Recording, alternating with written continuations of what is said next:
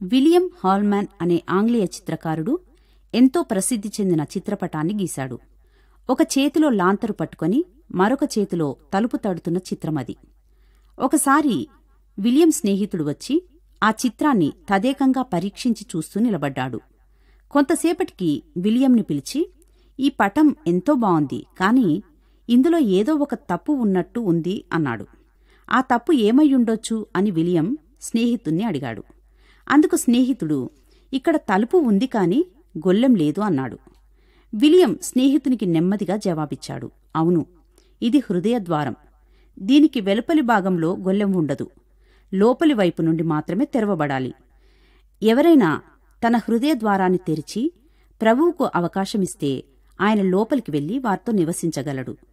యేసు మర్యాదస్థుడు. అనుమతి లేకుండా తలుపు బద్దలు కొట్టుకుని ప్రవేశించడు. మనం మన హృదయద్వారాన్ని తెరిచి ఆయనను అనుమతిస్తేనే ఆయన మన హృదయంలోనికి వస్తాడు. ఇది ఎంతో ప్రాముఖ్యమైన సత్యం కాదా? మనం కోరినట్టయితే ఆయన మన హృదయంలోనికి రాగలడు. ప్రభువు ఈ విధంగా చెబుతూ ఉన్నాడు. ప్రకటన గ్రంథం 3వ అధ్యాయం 20వ వచనం. "ఇదిగో, నేను తలుపునొద్ద నిలుచుండి తట్టుచున్నాను.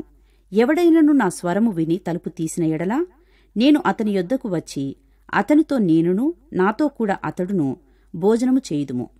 మరి నీవు ఈరోజే యేసును నీ హృదయంలోనికి చేర్చుకోవడానికి తీర్మానించుకొని మార్పు చెందినట్టి సమాధానకరమైన జీవితం జీవించడానికి నిశ్చయం చేసుకుంటావా?